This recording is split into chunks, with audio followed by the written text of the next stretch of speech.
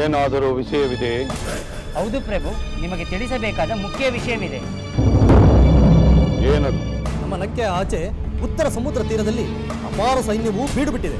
ಅಪಾರ ಸೈನ್ಯ? ಯಾರದು? ರಾಮಲಕ್ಷ್ಮಣರು ತಮ್ಮ ವಾನರ ಸೈನ್ಯರೊಂದಿಗೆ ಬಂದಿದ್ದಾರೆ ಪ್ರಭು. ವಾನರ ರಾಜ ಸುಗ್ರೀವನೇ ಸೈನ್ಯವನ್ನು ಮುನ್ನಡೆಸುತ್ತಿದ್ದಾನೆ. ಹನುಮಂತ, ಜಾಂಬವಂತ, ಅಂಗದ ಮುಂತಾದ ವಾನರ ವೀರರು ಯುದ್ಧೋತ್ಸಾಹದಿಂದ ಸಂಭ್ರಮಿಸುತ್ತಿದ್ದಾರೆ. ಸಂಭ್ರಮಿಸಲಿ, ದರ್ಶಿಸಲಿ, ಕುಣಿದು ಕುಪ್ಪಳಿಸಲಿ. ಮರದಿಂದ ಮರಕ್ಕೆ ಹಾರಿದಷ್ಟು ಸುಲಭವಲ್ಲ 100 ಯೋಜನೆ ಗಾತ್ರವುಳ್ಳ ಈ ಸಾಗರವನ್ನು ದಾಟಿ ಬರುವುದು ಎಂದು ಆ ಕೋತಿಗಳಿಗೆ ಬೇಗ ಅರ್ಥವಾಗುವುದು. ಆ ಹನುಮಂತನೊಬ್ಬ ಬಂದು ಬಿಟ್ಟರೆ ಬೇರೆಲ್ಲ ಬರಲು ಸಾಧ್ಯವೇ? ಬಂದರೆ ಅವರು ಜೀವ ಸಹಿತ ಉಳಿಯುವುದಿಲ್ಲ. ನೀವು ಹೊರಡಿ. ಇನ್ನೇನಾದರೂ ವಿಷಯವಿದ್ದರೆ ನನಗೆ ಬಂದು ತಿಳಿಸಿ.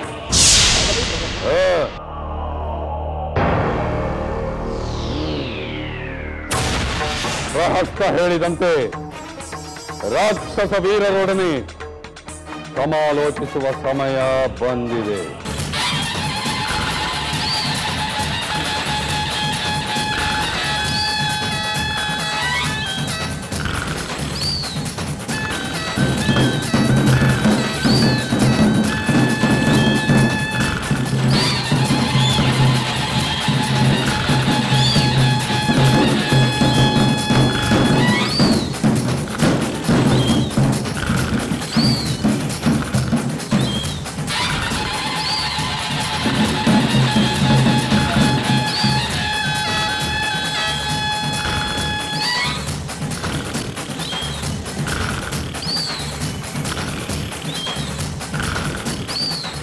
ನಿಲ್ಲಿಸಬೇಡಿ, ಮುಂದುವರಿಸಿ, ಮುಂದುವರಿಸಿ.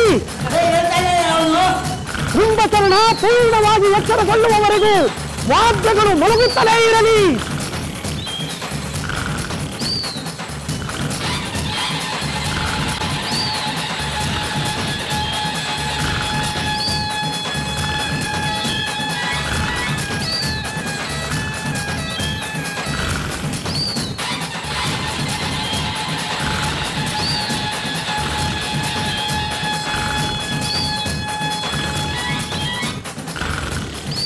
ಹೋಗಿ ಹಣ್ಣುಗಳನ್ನು, ಮದ್ಯ ಮಾಂಸಗಳನ್ನು, ಪಾನೀಯವನ್ನು ಕೊಂಡು ತನ್ನಿರಿ. ಹೋಗಿ.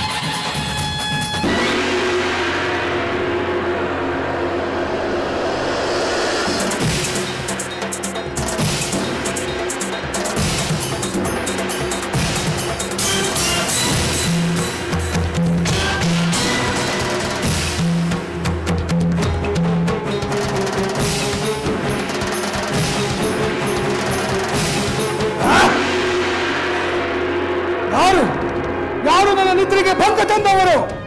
ಶಾಂತನಾಗು ಮಹಾವೀರ, ಶಾಂತನಾಗು. ಮಂತ್ರಿ ಪ್ರಹಸ್ತ, ನಿನ್ನದೋ ಈ ಕೆಲಸ.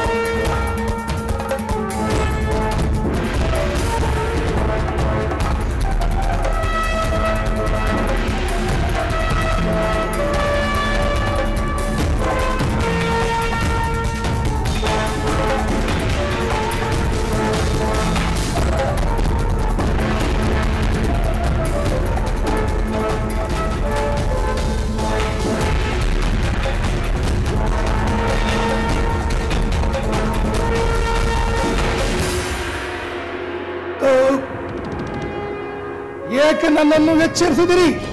ಕಾರಣವಿಲ್ಲದೆ ನನ್ನನ್ನು ಎಚ್ಚರಿಸಿದ್ದರೆ ನಿಮ್ಮನ್ನೆಲ್ಲ ನುಂಗಿ ಬಿಡುತ್ತೇನೆ. ಎಚ್ಚರ! ನನ್ನ ಅಗ್ರಜ ಲಂಕೇಶ್ವರನ ಬಳಿ ಇರುವುದು ಬಿಟ್ಟು ನನ್ನ ತಂಟೆಗೆ ಬರಲು ಕಾರಣವೇನು? ಕಾರಣವಿಲ್ಲದೆ ನಿನ್ನನ್ನು ಎಚ್ಚರಿಸುವ ಅಪಾಯಕಾರಿ ಕೆಲಸಕ್ಕೆ ಕೈ ಹಾಕುತ್ತೇನೆಯೇ ಕುಂಭಕರ್ಣ. ಪ್ರಭು ರಾವಣೇಶ್ವರನ ಸಲಹೆಯಂತೆ ನಾನು ನಿನ್ನ ನಿದ್ರಾಭಂಗ ಮಾಡಬೇಕಾಯಿತು. ಏನು? ನನ್ನ ಅಗ್ರಜ ರಾವಣ ನನ್ನನ್ನು ಎಚ್ಚರಿಸಲು ಹೇಳಿದನೆ? ಹೌದು ಕುಂಭಕರ್ಣ. ರಾವಣೇಶ್ವರ ಪ್ರಭು ರಾಕ್ಷಸ ವೀರರೆಲ್ಲರ ಸಭೆ ಕರೆಯಲು ಯೋಚಿಸಿದ್ದಾರೆ. ಅವರಿಗೆ ಅತ್ಯಂತ ಪ್ರೀತಿಯ ಸಹೋದರನಾದ ನೀನು ಆ ಸಭೆಯಲ್ಲಿ ಭಾಗವಹಿಸಬೇಕೆಂಬುದೇ ಅವರ ಆಸೆ. ಆ ವಿಷಯವನ್ನು ನಿನಗೆ ತಿಳಿಸಲೇಬೇಕಾಗಿತ್ತು. ಅದಕ್ಕಾಗಿ ನಿನ್ನನ್ನು ಎಚ್ಚರಿಸಲೇಬೇಕಾಯಿ ಕುಂಭಕರ್ಣ. ಏಕಾಂಗ ವೀರನಾದ ನನ್ನ ಅಗ್ರಜ ರಾವಣನಿಗೆ ಈ ರಾಕ್ಷಸ ವೀರ ಸಭೆಯಿಂದ ಏನು ಪ್ರಯೋಜನ? ಕುಬೇರ, ಇಂದ್ರ, ಯಮ ಇವರನ್ನು ಯುದ್ಧ ಮಾಡಿದಾಗ ಕರೆಯದಿದ್ದ ಆ ರಾಕ್ಷಸ ಸಭೆ ಈಗ ಕರೆದಿರಬೇಕಾದರೆ ಒದಗಿರುವ ಅನಿವಾರ್ಯತೆ ಆದರೆ ಏನು? ಅಂತಹ ಪರಿಸ್ಥಿತಿ ಬಂದಿದೆ ಕುಂಭಕರ್ಣ. ಇತ್ತೀಚೆಗೆ ರಾಮನ ದೂತನಾದ ಹನುಮಂತನಿಂದ ವಾನರ ಲಂಕೆಯು ದಹನ ಮಾಡಿದ. ಬ್ರಹ್ಮಾಸ್ತ್ರದಿಂದಲೂ ಜಯಿಸಲಾಗದ ಆ ವಾನರ ಇಲ್ಲಿಂದ ಜೀವಂತವಾಗಿ ತನ್ನ ಸ್ವಾಮಿಯ ಬಳಿಗೆ ಹಿಂದಿರುಗಿದ. ಆ ರಾಮ ವಾನರ ಸೇನೆಯೊಂದಿಗೆ ಲಂಕೆಯ ಮೇಲೆ ಆಕ್ರಮಣ ಮಾಡಲು ಸಮುದ್ರದ ಆಚೆ ತೀರದಲ್ಲಿ ಬಂದು ಬೀಡು ಬಿಟ್ಟಿದ್ದಾನೆ. ಆಹಾ, ಆಯಸ್ಸು ಮುಗಿದಿರುವ ಮೂರ್ಖರೇ ಈ ಲಂಕೆಯ ಮೇಲೆ ದಾಳಿ ಮಾಡಲು ಬಂದಿರಬೇಕು. ನಾನು ಈಗಲೇ ಹೋಗಿ ಆ ಸೈನ್ಯವನ್ನು ಧ್ವಂಸ ಮಾಡಿ ಬರುತ್ತೇನೆ. ಆ ನಂತರ ಯಾರ ಅಡ್ಡಿ ಆತಂಕಗಳು ಇಲ್ಲದೆ ನೆಮ್ಮದಿಯಾಗಿ ನಿದ್ದೆ ಮಾಡುತ್ತೇನೆ. ಆ ಸಾಮರ್ಥ್ಯ ನಿನಗಿದೆ ಎಂದೇ ರಾವಣ ಪ್ರಭು ನೀನು ಆ ಸಭೆಯಲ್ಲಿರಬೇಕೆಂದು ಬಯಸಿರುವುದು.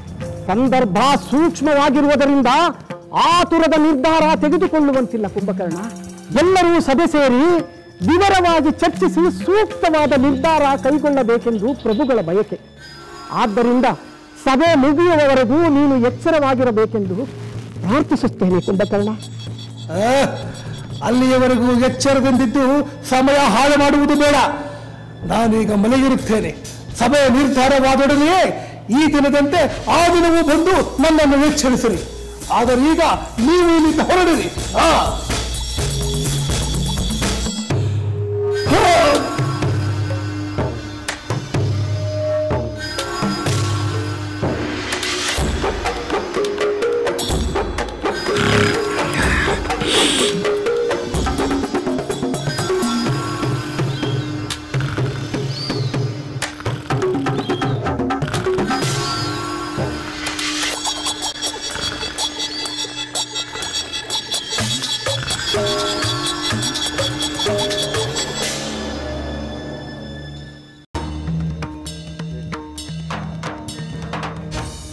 ಸೀತೆ, ಸೀತೆ, ನಿನಗೊಂದು ಶುಭ ವಾರ್ತೆಯನ್ನು ತಿಳಿಸಲು ಬಂದಿರು. ಶುಭವಾರ್ತೆ? ಏನದು ತ್ರಿಜಟೆ? ನಿನ್ನ ಪತಿಯಾದ ಶ್ರೀರಾಮ, ಸುಗ್ರೀವ, ಹನುಮಂತ ಮುಂತಾದ ವಾನರ ವೀರರೊಂದಿಗೆ, ಅಪಾರವಾದ ವಾನರ ಸೇನೆಯೊಂದಿಗೆ ಸಮುದ್ರದ ಆಚೆ ತೀರದಲ್ಲಿ ಬೀಡು ಬಿಟ್ಟಿರುವನಂತೆ. ಹೌದು ತ್ರಿಜಟೆ, ನನ್ನ ಸ್ವಾಮಿ ಲಂಕೆಯ ಮೇಲೆ ಆಕ್ರಮಣ ಮಾಡಲು ಸಮುದ್ರ ತೀರಕ್ಕೆ ಬಂದು ಬಿಟ್ಟರೆ ವಾನರ ಶ್ರೇಷ್ಠ ಹನುಮಂತನ ಭರವಸೆಯ ಮಾತುಗಳು ಸುಳ್ಳಾಗಲಿಲ್ಲ. ಆ ಮಹಾವೀರ ತಾನು ಹೇಳಿದಂತೆ ರಾಮ ಲಕ್ಷ್ಮಣರನ್ನು ಬಹು ಬೇಗನೆ ಕರೆದು ತಂದು ಬಿಟ್ಟ. ಆದರೆ ಎಂದು ಏಕೆ ನಿಲ್ಲಿಸಿದೆ ಸೀತೆ? ತ್ರಿಜಟೆ, ಅಪಾರವಾದ ಸಾಗರವನ್ನು ಅವರು ಹೇಗೆ ದಾಟುತ್ತಾರೆ? ಈ ಲಂಕೆಯನ್ನು ಹೇಗೆ ಮುಟ್ಟುತ್ತಾರೆ? ಆ ಚಿಂತೆಯನ್ನು ಬಿಡು ಸೀತೆ. ಹನುಮಂತ ಏಕಾಂಗಿಯಾಗಿಯೇ ಇಲ್ಲಿಗೆ ಹಾರಿ ಬರಲಿಲ್ಲವೇ? ಇನ್ನು ವಾನರ ದೊರೆ ಸುಗ್ರೀವನ ಸೇನೆಯೊಂದಿಗೆ ಬಂದಿರಬೇಕಾದರೆ ಸೂಕ್ತವಾದ ಮಾರ್ಗದರ್ಶನವನ್ನು ನೀಡುವುದಿಲ್ಲವೇ? ನಿನ್ನ ಪತಿಯಾದ ಶ್ರೀರಾಮ ಮನಸ್ಸು ಮಾಡಿದರೆ ತನ್ನ ಬಾಣಗಳಿಂದಲೇ ಸಮುದ್ರಕ್ಕೆ ಸೇತುವೆಯನ್ನು ಕಟ್ಟಲಾಗುವುದಿಲ್ಲವೇ? ಯಾವುದೇ ರೀತಿಯಲ್ಲಾದರೂ ವಾನರ ಸೇನೆ ಸಮುದ್ರವನ್ನು ದಾಟಿ ಇಲ್ಲಿಗೆ ಬಂದೇ ಬರುತ್ತದೆ. ನಿನ್ನ ಶೋಕ ಕೊನೆಯಾಗುತ್ತದೆ. ನೀನು ನಿಶ್ಚಿಂತೆಯಿಂದಿರು. ತ್ರಿಜಟೆ, ನಿನ್ನ ಪ್ರಿಯವಾದ ಮಾತುಗಳನ್ನು ಕೇಳುತ್ತಿದ್ದರೆ ನನ್ನಲ್ಲಿ ಧೈರ್ಯ ಮೂಡುತ್ತಿದೆ. ನನ್ನ ಸ್ವಾಮಿ ಸಮುದ್ರದ ತೀರದವರೆಗೂ ಬಂದಿದ್ದಾರೆ ಎಂಬುದೇ ನನ್ನ ದುಃಖವನ್ನು ಕಡಿಮೆ ಮಾಡುತ್ತಿದೆ. ಆದರೆ ಅವರು ಇಲ್ಲಿಗೆ ಬರುವಷ್ಟರಲ್ಲಿ ಆ ದುಷ್ಟ ರಾವಣ ನನ್ನನ್ನು ಜೀವದಿಂದ ಇರಿಸುತ್ತಾನೆಯೇ? ನನ್ನ ಸ್ವಾಮಿಯ ದರ್ಶನ ಮಾಡುವವರೆಗಾದರೂ ನನ್ನ ಜೀವ ಉಳಿದಿರಬೇಕೆಂದು ನನ್ನ ಆಸೆ. ಅಂಥ ಅಪಾಯ ಖಂಡಿತ ಸಂಭವಿಸುವುದಿಲ್ಲ. ಹಾಗಾಗುವುದಿದ್ದರೆ ನೀನು ಇಲ್ಲಿಯವರೆಗೂ ಜೀವಂತವಾಗಿರುವುದು ಸಾಧ್ಯವಾಗುತ್ತಿತ್ತು. ಒಲಿಯದಿದ್ದರೆ ಕೊಲ್ಲುವೆನೆನ್ನುವುದು ರಾವಣನ ಬೆದರಿಕೆಯಷ್ಟೇ. ಹಾಗೆ ಮಾಡಿದರೆ ರಾಮನ ಕ್ರೋಧಕ್ಕೆ ಭೂಮಂಡಲವೇ ಭಸ್ಮವಾಗುವುದಿಲ್ಲವೇ? ಇಲ್ಲ ತ್ರಿಜಟೆ, ರಾವಣ ದುರಹಂಕಾರಿ, ದುರಭಿಮಾನಿ. ಇಲ್ಲವಾದರೆ ನನ್ನನ್ನು ಅಪಹರಿಸುವ ಮುನ್ನ ನನ್ನ ಸ್ವಾಮಿಯ ಶಕ್ತಿಯನ್ನು ಅರ್ಥ ಮಾಡಿಕೊಳ್ಳುತ್ತಿದ್ದ. ಅಥವಾ ಆ ನಂತರವಾದರೂ ನನ್ನನ್ನು ನನ್ನ ಸ್ವಾಮಿಗೆ ಒಪ್ಪಿಸುತ್ತಿದ್ದ. ಹೌದು ಸೀತೆ, ಅವನು ದುರಾಭಿಮಾನಿ ಮಾತ್ರವಲ್ಲ, ಅತಿಯಾದ ಆತ್ಮವಿಶ್ವಾಸದಿಂದ ಪರಿಣಾಮದ ಪರಿವೇ ಇಲ್ಲದೆ ಅವಿವೇಕಿಯಂತೆ ವರ್ತಿಸುತ್ತಿದ್ದ. ಅವನ ಈ ದೌರ್ಬಲ್ಯವೇ ಅವನ ವಿನಾಶಕ್ಕೆ ಕಾರಣವಾಗುತ್ತದೆ. ನಿನ್ನ ಮಾತು ನಿಜವಾಗಲಿ ತ್ರಿಜಟೆ. ನನ್ನ ಸ್ವಾಮಿ ಬಂದು ಆ ಕಾರ್ಯ ಮಾಡುವವರೆಗೂ ನಾನು ಸಹಿಸಿಕೊಳ್ಳಲೇಬೇಕು.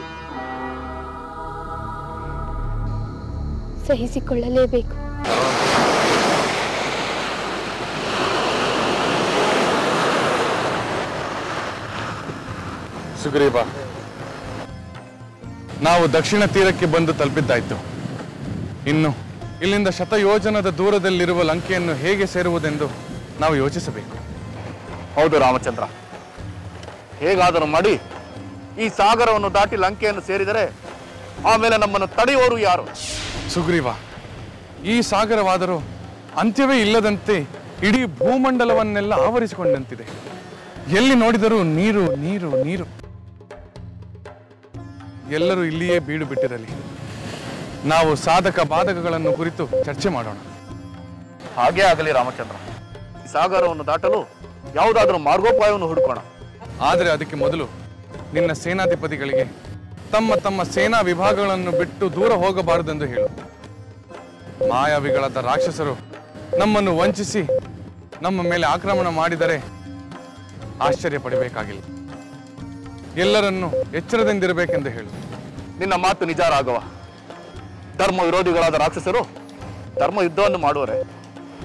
ಅವರ ರಾಜನ ಪರಸ್ತ್ರೀಯನ್ನು ಅಪಹರಿಸುವ ನೀಚನಾಗಿರಬೇಕಾದರೆ ಅವನ ಪ್ರಜೆಗಳು ಧರ್ಮ ಯುದ್ಧವನ್ನು ಅನುಸರಿಸುವರೆ. ನಮ್ಮ ಸೇನಾ ನಾಯಕರಿಗೆ ಜಾಗರೂಕತೆಯಿಂದಿರಲು ನಾನು ತಿಳಿಸುತ್ತೇನೆ. ಹಾಗೆ ಮಾಡು ಸುಗ್ರೀವ. ನಂತರ ನಾವು ಈ ಸಮುದ್ರವನ್ನು ಹೇಗೆ ದಾಟಬೇಕೆಂದು ಸಮಾಲೋಚಿಸೋಣ.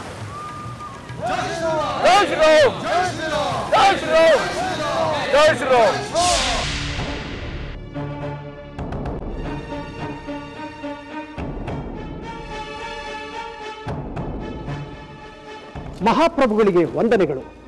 ಬಾ ಪ್ರಹಸ್ತ, ನಿನಗಾಗಿಯೇ ಕಾಯುತ್ತಿದ್ದೆ. ಪ್ರಭು, ನಾವು ನಿರೀಕ್ಷಿಸಿದಂತೆ ರಾಮ ಸುಗ್ರೀವರ ನೇತೃತ್ವದಲ್ಲಿ ವಾನರ ಅಪಾರ ಸಂಖ್ಯೆಯ ಸೈನ್ಯ ಹನುಮಂತ, ಜಾಂಬವಂತ, ಅಂಗದ ಮೊದಲಾದವರೊಂದಿಗೆ ಲಂಕೆಯ ಆಚೆಯ ಸಮುದ್ರ ತೀರದಲ್ಲಿ ಬೀಡು ಬಿಟ್ಟಿದೆ. ನಮ್ಮ ಗೂಢಚಾರರು ನನಗೆ ಇದನ್ನು ಮೊದಲೇ ತಿಳಿಸಿದ್ದಾರೆ. ಅಂದು ನೀನು ಹೇಳಿದಂತೆ ರಾಕ್ಷಸ ವೀರರ ಸಭೆಯನ್ನು ಕರೆದು ಇದಕ್ಕೆ ಕಾರ್ಯತಂತ್ರವನ್ನು ರೂಪಿಸಬೇಕಾಗಿದೆ. ಅದಕ್ಕೆ ತಕ್ಕ ವ್ಯವಸ್ಥೆಯನ್ನು ಮಾಡು. ಪ್ರಭು, ನಾನು ಈಗಾಗಲೇ ಯಾವ ಕ್ಷಣದಲ್ಲಾದರೂ ಸಭೆ ಸೇರಲು ಸಿದ್ಧರಿರಬೇಕೆಂದು ನಮ್ಮ ರಾಕ್ಷಸ ವೀರರಿಗೆಲ್ಲ ತಿಳಿಸಿದ್ದೇನೆ. ಅನುಮತಿ ಇಲ್ಲದೆ ಲಂಕೆಯಿಂದ ಯಾರು ಹೊರ ಹೋಗಬಾರದು ಎಂದು ನಿಲ್ಲಿಸಿದ್ದೇನೆ ಪ್ರಭು. ಭಲೆ ಪ್ರಹಸ್ತ, ಭಲೆ. ಮಂತ್ರಿಯಾಗಿ ನೀನು ನಿನ್ನ ಹೊಣೆಗಾರಿಕೆಯನ್ನು ಚೆನ್ನಾಗಿ ಅರ್ಥ ಮಾಡಿಕೊಂಡಿರುವೆ. ಆ ರಾಮನು ಸೈನ್ಯದೊಡನೆ ಸಮುದ್ರವನ್ನು ದಾಟಬಾರದು, ದಾಟಿ ಬಂದರೂ ಉಳಿಯಬಾರದು. ಈ ಕಾರ್ಯವನ್ನು ಯಾರು ಹೇಗೆ ನಿಭಾಯಿಸುತ್ತಾರೆಂದು ನನಗೆ ತಿಳಿಸಬೇಕು. ಪ್ರಭು, ಅದಕ್ಕೆ ನಾನು ನಿಮ್ಮ ಸಹೋದರ ಮಹಾಬಲ ಕುಂಭಕರ್ಣನನ್ನು ಎಚ್ಚರಗೊಳಿಸಲು ಹೋಗಿದ್ದೆ ಪ್ರಭು. ಏನು, ಕುಂಭಕರ್ಣ ಎಚ್ಚರಗೊಂಡನೆ? ಹೌದು ಪ್ರಭು. ಮಹಾವಾದ್ಯಗಳ ಭಾರಿ ಗದ್ದಲ ಮಾಡಿ ಬಹು ಕಷ್ಟದಿಂದ ಎಚ್ಚರಿಸಬೇಕಾಯಿತು. ನಾನು ಅವನಿಗೆ ನಿನ್ನ ಅಭಿಲಾಷೆ ಸಂದರ್ಭಗಳನ್ನು ತಿಳಿಸಿದ್ದೇನೆ ಪ್ರಭು. ಅದಕ್ಕೆ ಅವನು ಸಮ್ಮತಿಸಿದನೇ? ಹೌದು ಪ್ರಭು, ಸಮ್ಮತಿಸಿದ. ಸಭೆ ನಡೆಯುವಾಗ ಎಚ್ಚರಿಸಿ ಎಂದು ಹೇಳಿ ಮತ್ತೆ ಮಲಗಿಬಿಟ್ಟ. ಆ ಕುಂಭಕರ್ಣನೊಬ್ಬ ನನ್ನೊಡನಿದ್ದರೆ ಸಾವಿರ ರಾಮ ಬರಲಿ, ಕೋಟಿ ಕೋಟಿ ವಾನರರಿರಲಿ, ಏ ರಾವಣನನ್ನು ಏನು ಮಾಡಲಾಗುವುದಿಲ್ಲ. ಅವರನ್ನೆಲ್ಲ ಕುಂಭಕರ್ಣನೊಬ್ಬನೇ ನಿಗ್ರಹಿಸುತ್ತಾನೆ.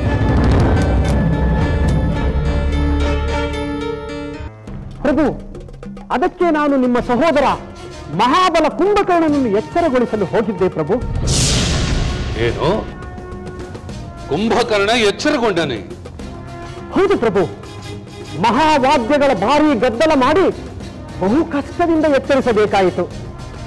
ನಾನು ಅವನಿಗೆ ನಿನ್ನ ಅಭಿಲಾಷೆ ಸಂದರ್ಭಗಳನ್ನು ತಿಳಿಸಿದ್ದೇನೆ ಪ್ರಭು. ಅದಕ್ಕೆ ಅವನು ಸಮ್ಮತಿಸಿದನೆ? ಹೌದು ಪ್ರಭು, ಸಮ್ಮತಿಸಿದ. ಸಭೆ ನಡೆಯುವಾಗ ಎಚ್ಚರಿಸಿ ಎಂದು ಹೇಳಿ ಮತ್ತೆ ಮಲಗಿಬಿಟ್ಟ.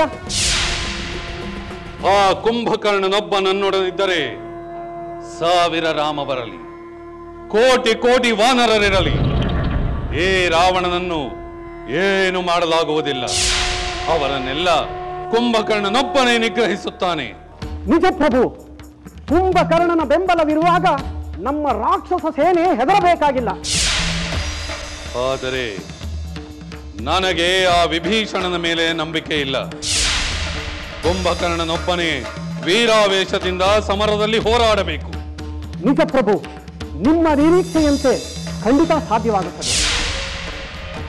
ಸಾಧ್ಯವಿಲ್ಲ, ಅದೆಂದಿಗೂ ಸಾಧ್ಯವಿಲ್ಲ. ಸಾವಿರ ರಾವಣ ಕುಂಭಕರ್ಣರು ಒಟ್ಟೊಟ್ಟಿಗೆ ಸೇರಿದರು ಮಹಾಪರಾಕ್ರಮಿಯಾದ ರಾಮನ ಮುಂದೆ ನಿಲ್ಲಲು ಸಾಧ್ಯವಿಲ್ಲ. ರಾವಣನಿಗಿಂತಲೂ ಮಹಾಬಲಶಾಲಿಯಾದ ವಾಲಿಯನ್ನು ಕೇವಲ ಒಂದೇ ಒಂದು ಬಾಣದಿಂದ ಸಂಹರಿಸಿದ್ದು ರಾಮ. ಖರದೂಷಣರ 14,000 ರಾಕ್ಷಸ ಸೈನ್ಯವನ್ನು 2 ಮುಹೂರ್ತದಲ್ಲಿ ನಿರ್ನಾಮ ಮಾಡಿದ್ದು ಆ ರಾಮ. ಅಂತಹ ಮಹಾಪರಾಕ್ರಮಿಯಾದ ರಾಮ ಆಕ್ರಮಣ ಮಾಡಿದರೆ ಈ ಲಂಕೆಯನ್ನು ರಕ್ಷಿಸಲು ರಾವಣ ಕುಂಭಕರ್ಣರಿಂದ ಸಾಧ್ಯವಾಗುವುದಿಲ್ಲ. ಸ್ವಾಮಿ, ಲಂಕೆ ನಾಶವಾದರೆ ಇದರಲ್ಲಿರುವ ನಮಗೂ ಅಪಾಯ ಸಂಭವಿಸುವುದಲ್ಲವೇ? ಹೌದು ತಂದೆ, ನಾವು ಪಾರಾಗುವಂತಿಲ್ಲ. ಏಕೆಂದರೆ ರಾವಣನ ಸಹೋದರರಾಗಿರುವ ನೀವು ರಾಕ್ಷಸರ ಪರವಾಗಿಯೇ ಯುದ್ಧ ಮಾಡಬೇಕಾಗುತ್ತದೆ.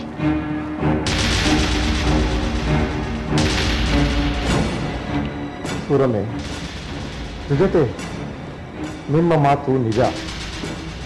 ಆ ಕಾರಣದಿಂದಲೇ ಆ ಧರ್ಮ ಸಂಕಟದಿಂದ ಪಾರಾಗಬೇಕೆಂದೇ ನಾನು ರಾವಣ ರಾಮ ಯುದ್ಧವನ್ನು ತಪ್ಪಿಸಲು ಶತಪ್ರಯತ್ನ ಮಾಡುತ್ತಿದ್ದೇನೆ. ಸ್ವಾಮಿ, ಕುತ್ತಿಗೆಯವರೆಗೂ ಬಂದಿರುವ ಯುದ್ಧ ಭೀತಿಯನ್ನು ತಪ್ಪಿಸುವುದು ಹೇಗೆ? ನಿಮ್ಮ ಸೋದರನ ಸ್ವಭಾವ ಏನೆಂಬುದು ನಿಮಗೆ ತಿಳಿದಿಲ್ಲವೇ?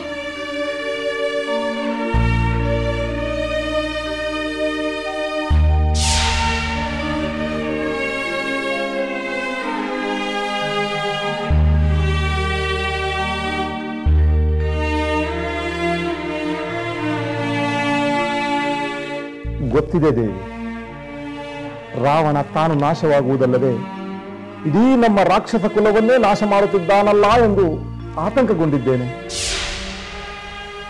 ರಾವಣ ತನ್ನಿಂದ ತಪ್ಪನ್ನು ತಿದ್ದಿಕೊಂಡರೆ ಈ ಎಲ್ಲ ಆತಂಕಗಳಿಂದ ಪಾರಾಗಬಹುದು. ಅದಕ್ಕಿರುವ ಒಂದೇ ಒಂದು ಮಾರ್ಗ, ರಾವಣ ಸೀತಾದೇವಿಯನ್ನು ರಾಮನಿಗೆ ಒಪ್ಪಿಸುವುದು. ಅದು ಸಾಧ್ಯವಾಗುವುದು ಎಂದು ನನಗೆ ಅನ್ನಿಸುತ್ತಿಲ್ಲ. ಹೌದು ಮಗಳೇ, ಈ ವಿಷಯದಲ್ಲಿ ನಾನು ರಾವಣನಿಗೆ ಹೇಳಿದ ಸಲಹೆಗಳೆಲ್ಲ ವ್ಯರ್ಥವಾಗಿದೆ. ಅವನ ಮನಸ್ಸನ್ನು ಬದಲಿಸಲು ಮಾಡಿದ ಪ್ರಯತ್ನವೆಲ್ಲ ವಿಫಲವಾಗಿದೆ. ಅವನು ಏನೇ ಆದರೂ ಸೀತೆಯನ್ನು ರಾಮನಿಗೆ ಒಪ್ಪಿಸುವುದಿಲ್ಲ ಎಂದು ಹಠ ಹಿಡಿದಿದ್ದಾನೆ. ಆದ್ದರಿಂದ ರಾಮನಿಗೆ ಲಂಕೆಯ ಮೇಲೆ ಆಕ್ರಮಣ ಮಾಡಿ ರಾವಣನನ್ನು ಶಿಕ್ಷಿಸುವುದು ಅನಿವಾರ್ಯವಾಗಿದೆ. ಸ್ವಾಮಿ, ನಮಗೆ ಈ ಆಪತ್ತಿನ ಸಂದರ್ಭದಲ್ಲಿ ತೊಂದರೆಯಾಗುವುದಿಲ್ಲವೇ? ಸೀತೆಗೆ ಏನೂ ಅಪಾಯವಾಗುವುದಿಲ್ಲವೇ? ಸುರಮೆ, ಹನುಮಂತ ಈ ಲಂಕೆಯನ್ನು ಸುಟ್ಟಾಗ ಸೀತಾದೇವಿಗೆ ಯಾವ ಅಪಾಯವೂ ಆಗಲಿಲ್ಲ. ಅದರಂತೆ ನಮಗೂ ಏನೂ ಆಗುವುದಿಲ್ಲ. ಶ್ರೀರಾಮ ಅಂಥಿಂತವನಲ್ಲ. ಸಕಲ ಶ್ರೇಷ್ಠ ಗುಣಗಳನ್ನು ಹೊಂದಿರುವ ದೈವಾಂಶ ಸಂಭೂತ. ಅಂಥ ರಾಮನಿಗೆ ಭಕ್ತರಾದ ಯಾರಿಗೂ ಯಾವ ಅಪಾಯ ಆಪತ್ತುಗಳು ಖಂಡಿತ ಸಂಭವಿಸುವುದಿಲ್ಲ. ಹೌದು ಮಾತೆ, ನನಗೂ ಆ ನಂಬಿಕೆ ಇದೆ. ಸ್ವಾಮಿ, ರಾಮ ರಾವಣರ ಯುದ್ಧ ನಡೆಯುವುದೇ ನಿಜವಾದರೆ ನಿಮ್ಮ ನಿರ್ಧಾರವೇನು? ದೇವಿ, ನಾನು ಯಾವ ನಿರ್ಧಾರವನ್ನು ತೆಗೆದುಕೊಂಡರೆ ಸೂಕ್ತ ಎಂದು ನೀನೇ ಹೇಳು. ಸ್ವಾಮಿ, ನೀವು ಎಂದೆಂದಿಗೂ ಧರ್ಮ ಪಕ್ಷಪಾತಿಗಳೆಂದು ನನಗೆ ಗೊತ್ತು. ಎಂಥ ಸಂದರ್ಭದಲ್ಲೂ ಧರ್ಮದ ವಿರುದ್ಧವಾಗಿ ವರ್ತಿಸುವವರಲ್ಲ. ನಿಮ್ಮ ಸ್ವಂತ ಸೋದರನೇ ಆದರೂ, ಲಂಕಾಧಿಪತಿಯೇ ಆದರೂ ರಾವಣನ ಅಧರ್ಮವನ್ನು ಖಂಡಿಸಿ ಸರಿದಾರಿಗೆ ತರಲು ಪ್ರಯತ್ನಿಸುತ್ತಿರುವಿರಿ. ಹೇಗಾದರೂ ಮಾಡಿ ಈ ಕುಲನಾಶಕ ಯುದ್ಧವನ್ನು ತಪ್ಪಿಸಿ ಸ್ವಾಮಿ. ಯುದ್ಧವನ್ನು ತಪ್ಪಿಸಲು ಸಾಧ್ಯವಾಗದಿದ್ದರೆ ನೀವು ಧರ್ಮದ ಪರವಾಗಿಯೇ ಇರಬೇಕು. ಸೋದರನೆಂದು ಅಧರ್ಮಕ್ಕೆ ಬೆಂಬಲ ಕೊಡಬಾರದು. ಧರ್ಮದ ಪಾಲನೆಗಾಗಿ ಆ ಶ್ರೀರಾಮ ರಾಜ್ಯ ತ್ಯಾಗ ಮಾಡಿ ವನವಾಸ ಮಾಡುತ್ತಿರಬೇಕಾದರೆ ಅದೇ ಧರ್ಮಕ್ಕಾಗಿ ನಾವು ನಮಗೆ ಆಪತ್ತು ಸಂಭವಿಸಬಹುದೆಂದು ಹೆದರದೆ ದೃಢವಾಗಿ ನಿಲ್ಲಬೇಕು. ಜೀವ ಹೋದರೂ ಧರ್ಮದ ದಾರಿಯನ್ನು ಬಿಡಬಾರದು. ಭಲೆ ಭಲೆ ಸುರಮೆ, ನಿನ್ನಂತ ಧರ್ಮ ಪ್ರಿಯಲಾದವಳನ್ನು ನನ್ನ ಪತ್ನಿಯಾಗಿ ಪಡೆದು ನಾನು ಧನ್ಯನಾದೆ. ಈಗ ನನ್ನ ನಿರ್ಧಾರ ಇನ್ನಷ್ಟು ದೃಢವಾಯಿತು. ಇಂದಲ್ಲ ನಾಳೆ ಇಲ್ಲವಾಗುವವರು ನಾವು. ಆದರೆ ಧರ್ಮ ಎಂದೆಂದಿಗೂ ಇರಬೇಕಾದದ್ದು, ಇರುವಂಥದ್ದು. ಆದ್ದರಿಂದ ಧರ್ಮ ವಿರೋಧಿಯಾದ ರಾವಣನ ಪರವಾಗಿ ನಾನು ಯುದ್ಧವನ್ನು ಮಾಡುವುದಿಲ್ಲ. ಮಹಾಧಾರ್ಮಿಕನಾದ ರಾಮನ ವಿರುದ್ಧ ನಾನು ಆಯುಧವನ್ನು ಎತ್ತುವುದಿಲ್ಲ. ಒಂದು ವೇಳೆ ಅಂಥ ಸಂದರ್ಭ ಬಂದಲ್ಲಿ ಶ್ರೀರಾಮನ ಪರವಾಗಿ ಅಧರ್ಮದ ವಿರುದ್ಧ ಹೋರಾಡುತ್ತೇನೆ. ಇದು ಧರ್ಮಾತ್ಮರಾದ ವಿಭೀಷಣರಿಗೆ ತಕ್ಕ ನಿರ್ಧಾರ. ಹೌದು ತಂದೆ, ಅದೇ ಸರಿಯಾದದ್ದು. ನೀವು ನಿಮ್ಮ ನಿರ್ಧಾರದಂತೆ ನಡೆದುಕೊಳ್ಳಿ. ನಾವು ಸೀತಾದೇವಿಯ ಯೋಗಕ್ಷೇಮವನ್ನು ನೋಡಿಕೊಳ್ಳುತ್ತೇವೆ. ಅದು ಬಹಳ ಮುಖ್ಯ ತ್ರಿಜಟೆ. ಅವಳು ಶ್ರೀರಾಮನನ್ನು ಸೇರುವುದು ಖಚಿತ ಎಂದು ಅವಳಿಗೆ ಭರವಸೆ ನೀಡುತ್ತಾ ಅವಳ ದುಃಖವನ್ನು ಮರೆಸು. ಹಾಗೆ ಆಗಲಿ ತಂದೆ.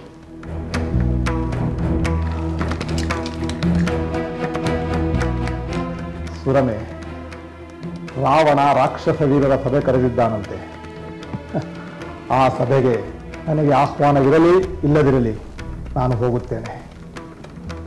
ರಾಮನ ವಿರುದ್ಧ ಯುದ್ಧ ಮಾಡುವುದು ಈ ಲಂಕೆಯ ಸರ್ವನಾಶಕ್ಕೆ ದಾರಿಯಾಗಬಹುದೆಂದು ಅವನಿಗೆ ಮನವರಿಕೆ ಮಾಡಿಕೊಡಲು ಪ್ರಯತ್ನಿಸುತ್ತೇನೆ.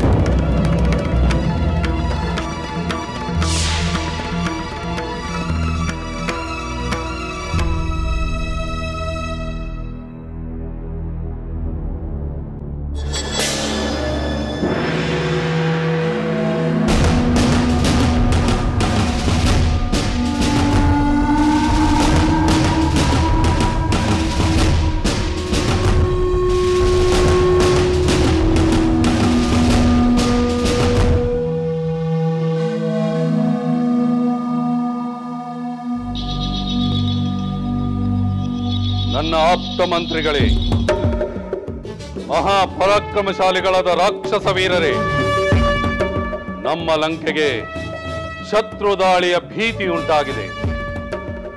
ನಮ್ಮ ಪ್ರೀತಿಯ ಈ ಲಂಕಾ ನಗರಿಯನ್ನು ರಕ್ಷಿಸಿಕೊಳ್ಳಲು ಉಪಾಯ ಮಾಡಬೇಕಾಗಿದೆ. ಶತ್ರುಗಳನ್ನು ನಿಗ್ರಹಿಸಲು ನಾವೆಲ್ಲ ಚರ್ಚಿಸಿ ನಿರ್ಧಾರವನ್ನು ತೆಗೆದುಕೊಳ್ಳಬೇಕಾಗಿದೆ. ಪ್ರಹಸ್ತ. ಅಪ್ಪಣೆ ಮಹಾಪ್ರಭು. ಅಸುರ ವೀರರೇ, ನಮ್ಮ ಪ್ರಭು ರಾವಣೇಶ್ವರರು ದೇವತೆಗಳನ್ನು ಜಯಿಸಿ ಅಜೇಯರೆಂದು ಹೊರ ಪಡೆದಿರುವರು. ನಮ್ಮ ಪ್ರಭುಗಳು ರಾಕ್ಷಸ ಕುಲದ ಏಕಮಾದ್ವಿತೀಯರು. ಈಗ ನಮ್ಮ ಲಂಕೆಗೆ ನರವಾನರಿಂದ ಅಪಾಯದ ಭೀತಿ ಇದೆ. ಈಗ ನಾವು ನಮ್ಮ ಪ್ರೀತಿಯ ಲಂಕೆಯನ್ನು ರಕ್ಷಿಸಲು ಒಟ್ಟಾಗಿ ನಮ್ಮ ಶೌರ್ಯ ಪರಾಕ್ರಮಗಳನ್ನು ಪ್ರದರ್ಶಿಸಬೇಕಾಗಿದೆ. ಇದು ಪ್ರತಿಯೊಬ್ಬ ರಾಕ್ಷಸ ಕುಲದ ಕರ್ತವ್ಯ. ಇಂತಹ ಸಂದಿಗ್ಧ ಪರಿಸ್ಥಿತಿಯಲ್ಲಿ ನೀವೆಲ್ಲ ಸೂಕ್ತವಾದ ಸಲಹೆ ಸೂಚನೆಗಳನ್ನು ನೀಡಿ ಲಂಕೆಯನ್ನು ರಕ್ಷಿಸುವ ಪವಿತ್ರ ಕಾರ್ಯದಲ್ಲಿ ನಮ್ಮ ಕೈ ಜೋಡಿಸಬೇಕು.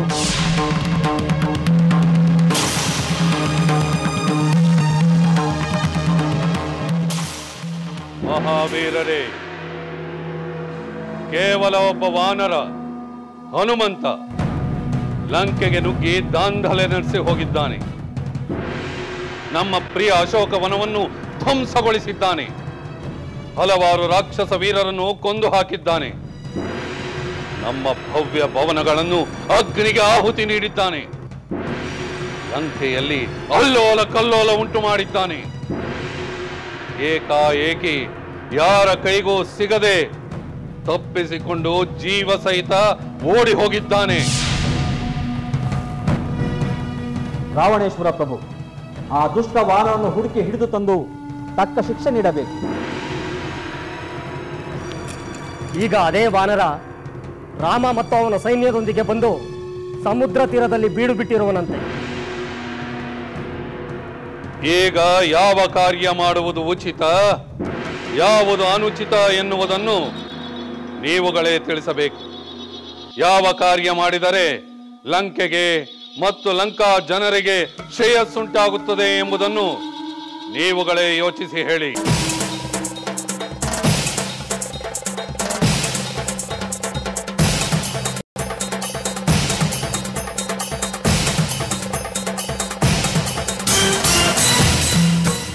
ಮಹಾಚತುರರಾದ ಮಂತ್ರಿಗಳೇ,